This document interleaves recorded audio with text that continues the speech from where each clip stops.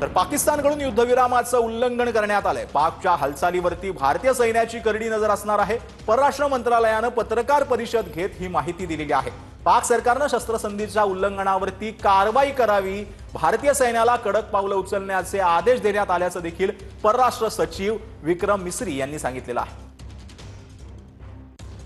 तर नक्की काय काय घडलंय ते आपण पाहतो आहोत। पाकिस्तानकडून युद्धविरामाचं उल्लंघन करण्यात आलेलं आहे। पाकिस्तानकडून हे उल्लंघन करण्यात आले। पाकच्या हालचालींवर भारत सैन्याची करडी नजर असणार आहे असं देखील परराष्ट्र मंत्रालयाच्या पत्रकार परिषदेमध्ये सांगण्यात आलेलं आहे। तर पाक सरकारने युद्धविरामाच्या उल्लंघनावर कारवाई करावी असं देखील यावेळेला सांगण्यात आलं। परराष्ट्र मंत्रालयाचे सचिव विक्रम मिस्री यांनी ही पत्रकार परिषद घेतलेली होती आणि अत्यंत कडक शब्दांमध्ये पाकिस्तानला त्यांनी सुनावलेलं आहे। भारतीय सैन्याला कडक पावलं उचलण्याचे आदेश देखील यावेळेला देण्यात आलेले आहेत। तर पाककडून उल्लंघन झाल्यास भारतीय सैन्य जशास तसं उत्तर देण्यास त्यांना सूट असणार आहे असं देखील यावेळेला परराष्ट्र मंत्रालयाकडून सांगण्यात आलं। पाकिस्तानचं अतिक्रमण हे निंदनीय आहे। पाकिस्तानच यासाठी जबाबदार आहे असं देखील यावेळेला परराष्ट्र मंत्रालयाकडून सांगण्यात आलंय। भारत और पाकिस्तान के डीजीएमओज के बीच जो पिछले कुछ दिन से चल रही सैन्य कार्रवाई को रोकने का समझौता आज शाम को हुआ था। पिछले कुछ घंटों से इस समझौते का पाकिस्तान की ओर से घोर उल्लंघन हो रहा है।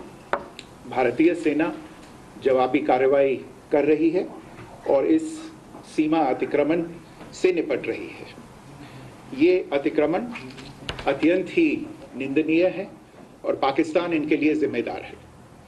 हमारा मानना है कि पाकिस्तान इस स्थिति को ठीक से समझे और इस अतिक्रमण को रोकने के लिए तुरंत उचित कार्रवाई करे।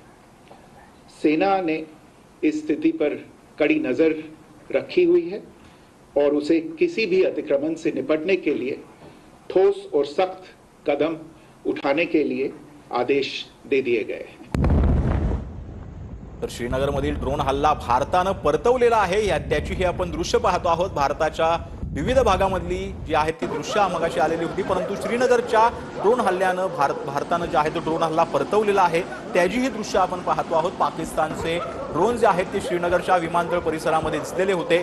तर श्रीनगरच्या लाल चौकामध्ये देखील ड्रोन जे आहेत ते पाकिस्तानचे पाडण्यात आलेले आहेत। पाकिस्तानकडून शस्त्रसंधीचं उल्लंघन केलं जात आहे आणि त्यानंतर आता काश्मीरमध्ये देखील हे ड्रोन जे आहेत ते दिसलेले होते। आता ज्या घडीची आपण ही महत्त्वाची बातमी सध्या पाहतो आहोत। काश्मीरमध्ये जे आहेत ते जवळपास 10च्या आसपास हे ड्रोन दिसलेले होते। जम्मूच्या उधमपूरमध्ये ड्रोन पाडण्यात आले, तर गुजरातच्या कच्छमध्ये देखील ड्रोन दिसल्याची दृश्य जी आहेत ती समोर आलेली होती। पाकिस्तान आपल्या हरकतींपासून जे आहे ते आता कुठल्याही पद्धतीनं त्याचं शेपूट जे आहे ते वाकडच असल्याचं आपल्याला पाहायला मिळतंय। पाकिस्ताननं युद्धविराम दिल्यानंतर देखील पाकिस्तानकडनं तो युद्धविराम पाळला जात नाही।